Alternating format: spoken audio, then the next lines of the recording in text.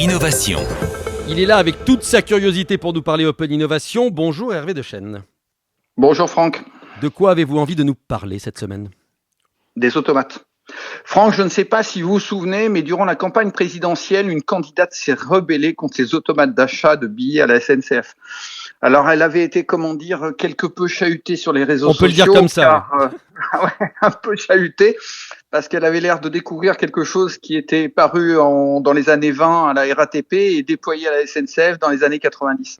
Moi, je suis toujours surpris par ce décalage entre le politique et la vie des citoyens. C'est pas l'heure de débattre du sujet, on va revenir à la supply chain, parce que là aussi, il y a des automates. Oui, dans la supply chain, nous avons nos automates, les quasi automatiques de livraison ou lockers. Ils font partie de ce que l'on appelle la livraison hors domicile. Alors, eux sont arrivés un peu plus tard, dans les années 2010, avec un début du vrai déploiement vers 2014. Après une période d'observation des consommateurs de quelques années, ils sont rentrés dans les usages avec un mouvement significatif depuis 3 ou 4 ans. Et on va parler aujourd'hui d'une nouveauté, j'imagine. Oui, Franck, dans la livraison du frais des courses alimentaires. Et là, on parle de casiers réfrigérés bi- ou tri-température. Alors, ce n'est pas un sujet nouveau. Un des membres de Sprint Project avait étudié ces casiers en 2014 à partir des travaux d'une start-up de l'époque. Quelle est donc la vraie innovation du jour ? En fait, c'est surtout une question de conjonction de facteurs. Sans les énumérer tous, il y a un effet Covid, confinement, Comet, Dark Store, etc., qui a eu un impact sur les usages en matière de livraison sans contact et directement ou indirectement sur la livraison en casier. Il y a eu également, pour certains consommateurs, la découverte de la livraison de l'alimentaire. Autre point toujours, le coût et donc le prix de la livraison. Et elle sera toujours moins chère dans un casier qu'à domicile pour des questions de massification. Et enfin, la technologie, tant logicielle que mécanique, avec de grands progrès en matière de conception et d'automatisation. Et il y a une start-up que vous voulez particulièrement mettre en avant ? Oui et non, j'aime bien vous surprendre, Franck. Contrairement à mon habitude, je ne vais pas vous parler d'une start-up en particulier. J'avais envie de vous parler d'un ensemble de 3 initiatives et concepts.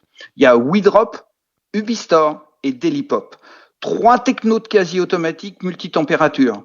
Pour un même besoin du consommateur, se faire livrer ses courses près de chez lui ou d'un point de passage aux horaires qu'il veut en toute sécurité. Mais 3 positionnements différents dans la chaîne de valeur entre roboticiens, constructeurs, assembleurs, grands distributeurs alimentaires, logisticiens, transporteurs.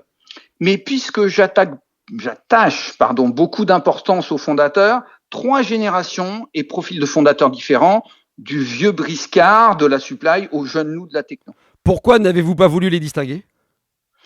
Parce qu'on en est aux prémices d'un phénomène qui ne dépend pas directement et exclusivement des fondateurs à ce stade. Tout d'abord parce qu'il s'agit d'adoption des usages.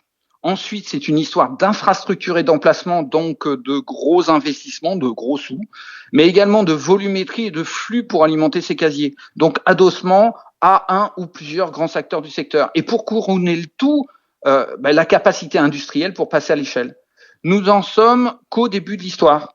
Et en parlant d'histoire, j'imagine très bien dans quelques années un homme ou une femme politique se rebeller en découvrant un casier automatique de livraison de courses alimentaires, à moins que d'ici là, bien sûr, nous ayons eu de l'innovation politique. Arrêtez d'être désagréable, elle a fait un score déjà suffisamment difficile à avaler, n'en rajoutez pas. Merci quand même. Mais je n'ai pas cité de nom. Heureusement, à bientôt.